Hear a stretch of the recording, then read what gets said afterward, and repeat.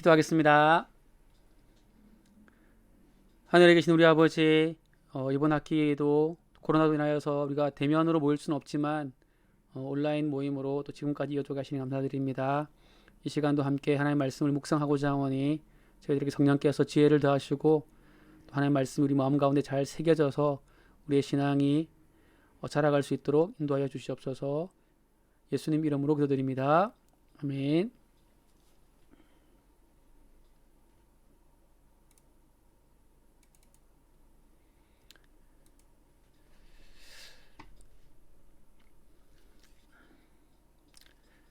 자, 오늘 함께 볼 말씀은 로마서 15장 14절부터 21절 말씀입니다.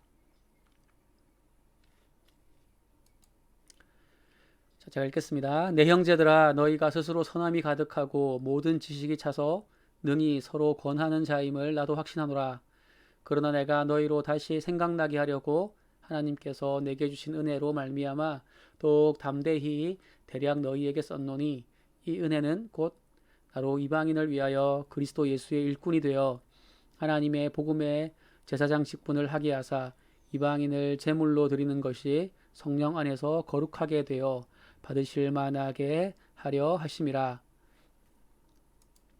그러므로 내가 그리스도 예수 안에서 하나님의 일에 대하여 자랑할 것이 있거니와 그리스도께서 이방인들을 순종하게 하기 위하여 나를 통하여 역사하신 것 외에는 내가 감히 말하지 아니하노라.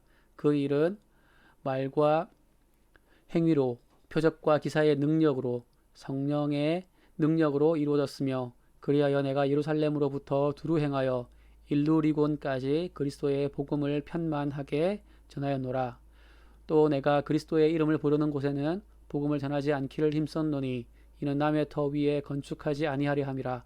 기록된 바 주의 소식을 받지 못한 자들이 볼 것이요 듣지 못한 자들이 깨달으리라 함과 같으니라. 아멘.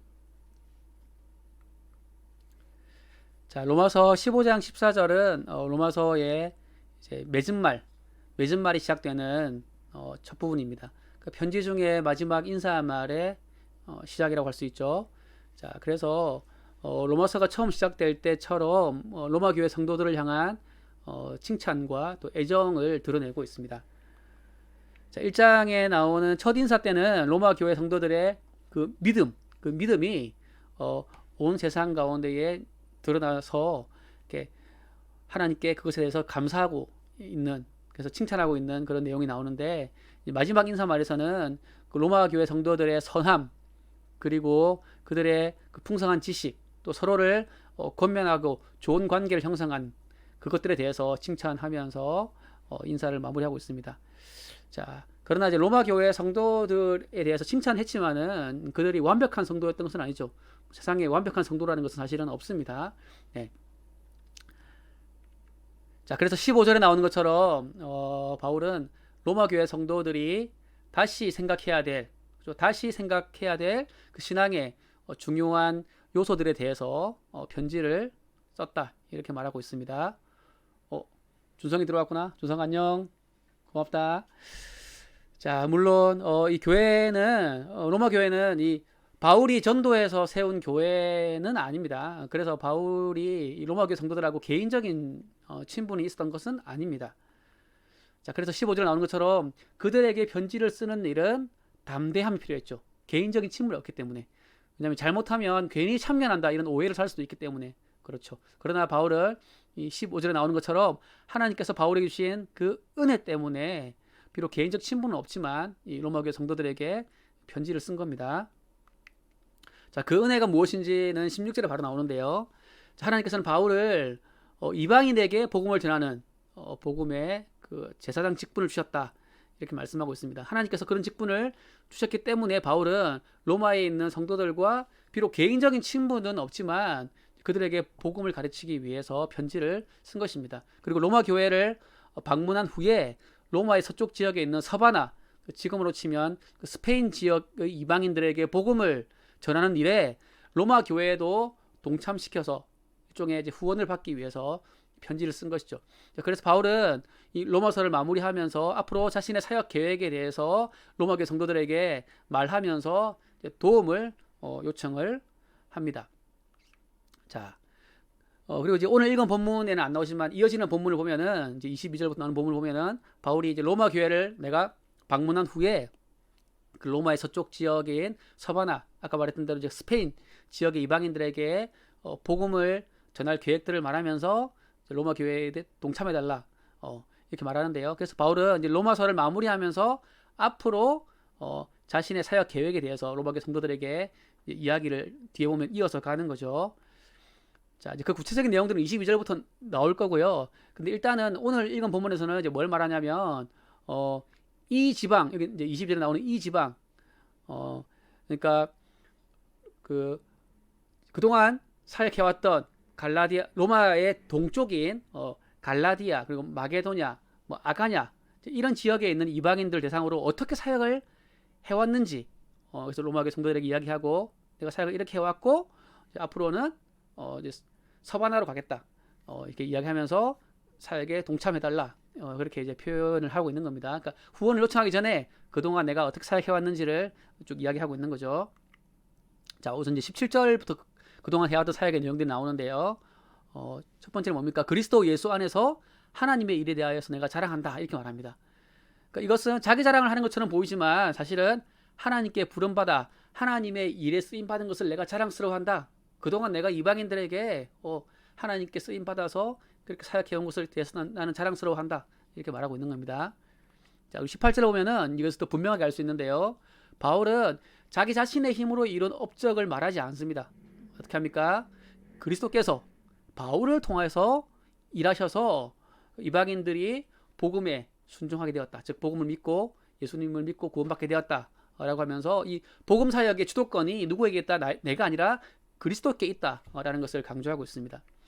19절에서는 이 이방인들이 복음을 믿게 된 것은 누구의 능력이다? 나의 능력이 아니라 성령의 능력으로 이루어진 일이다. 그동안 바울이 해왔던 모든 사역들이 바로 성령의 능력으로 이루어진 것이다 라는 것을 다시 한 번 더 강조하고 있습니다. 자, 이렇게 그리스도께서 바울을 통해서 그리고 성령의 능력으로 사역하신 결과로 바울은 예루살렘으로부터 일루리곤까지 복음을 편만하게 전할 수가 있었던 것입니다. 그러니까 바울이 주도하고 하나님 도우신 것이 아니고요. 그렇죠? 하나님의 일에 바울이 쓰임을 받았다 라는 겁니다. 자, 예루살렘에서 이제 일루리곤까지는 로마의 동쪽 지역입니다. 자, 그러니까 이 지역의 복음을 편만하게 전했다라는 것은 그 지역에 있는 모든 사람들 한 명 한 명에게 다 복음을 전했다, 그런 뜻은 아니고요. 그 지역의 중요한 어떤 거점 도시들에 이제 교회가 세워졌고 그 교회를 통해서 이제 그 주변 지역들까지 복음이 전파되도록 어떤 기틀을 내가 이제 다 마련했다, 이런 의미가 되겠습니다. 자, 그렇게 이제 로마의 동쪽 지역에 있는 그 거점 도시들에 복음을 전해서 이제 복음이 전파될 수 있는 기틀을 마련한 이후에 이제 바울은 로마의 서쪽으로 가려고 하는 이유가 여기 이제 20절, 21절에 나오게 됩니다. 자, 바울이 세운 사역의 원칙이 있어요. 그러니까 그리스도의 이름을 부르는 곳과 남의 터 위에는 내가 건축하지 않겠다.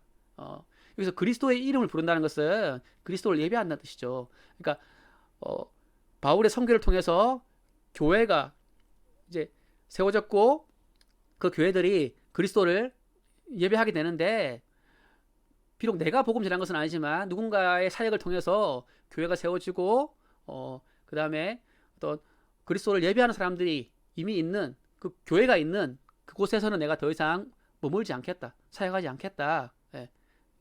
그리고 다른 곳에 내가 복음을 전해서 그 지역, 복음이 들어가지 않은 그 지역에서도 예수님을 믿고 그리스도를 예배하도록 사역하겠다, 이런 뜻이에요.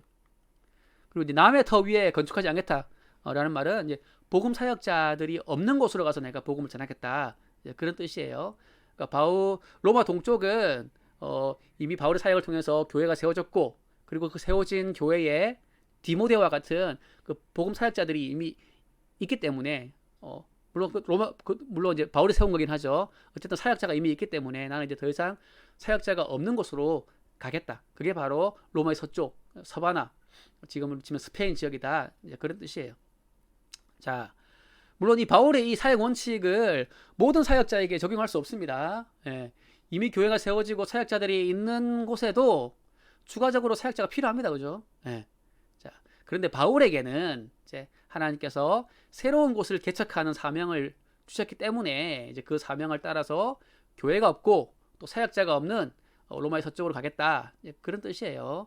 그러니까 여러분 교회 뭐 목사님들한테나 사역자들한테 왜 여기는 사역자가 있는데 여기 계십니까? 사역자 없는 곳으로 가십시오. 뭐 그렇게 말하면 안 됩니다. 그럼 여러분 교회에 사역자가 남아 있겠어요? 그렇지 않습니다. 바울에게 주어진 사명이 특별하게 있는 거죠. 자, 그래서 이제 오늘 본문은 보면은 이제 바울이 그동안 해왔던 사역에 대해서 이야기를 하고 있기 때문에 이게 이제 우리와 별로 상관이 없는 것처럼 볼 수 있습니다. 그죠? 바울이 이렇게 사역해왔다 나는 그게 나랑 무슨 상관이 있는가 이렇게 볼 수 있지만 꼭 그렇지는 않습니다.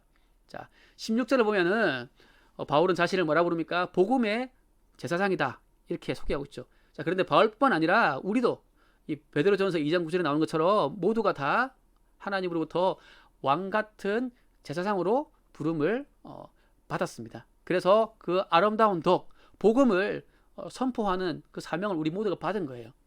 자, 그러므로 복음을 전하는 이 사명은 바울과 같은 특별한 사람에게만 주어진 사명이 아닙니다.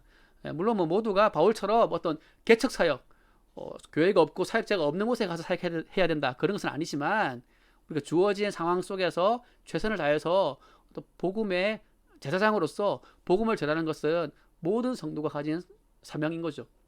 여러분들도 학교 안에서 그렇게 복음을 전해야 될 사명이 있습니다. 저 같은 경우도 고등학교 2학년 때 제 친구가 그렇게 저한테 복음을 전해 주었기 때문에 제가 예수님 믿게 되었고 지금 이렇게 목사가 되었거든요. 어찌 보면 학창 시절, 고등학교 시절이 복음 전하기 참 좋아요. 왜냐하면 학교 안에 오래 있잖아요, 그죠? 오래 붙어 있기 때문에 더 복음 전할 기회가 많고 삶을 보여줄 기회가 많고, 그죠? 이야기 나눌 기회가 많기 때문에 이제 대학 가고 하면 오히려 다른 사람들과 깊이 있게 사귀기가 힘들어요. 여러분들 같은 경우에 이제 깊이 있게 사귈 수 있기 때문에 복음 전하기 좋은 상황이다라는 겁니다. 물론 이제 코로나 때문에 사실 이제 교회에 대한 그리스도인에 대한 이제 사람들의 시선이 안 좋은 건 사실이에요, 그죠?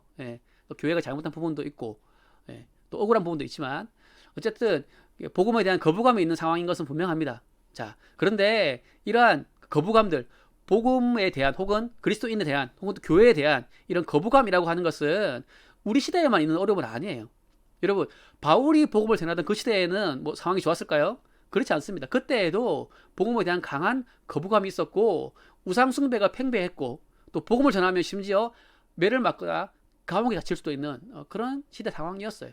자, 그러나 그리스도께서 바울을 통해서 성령의 능력으로 복음이 전파되게 하셨다라는 겁니다.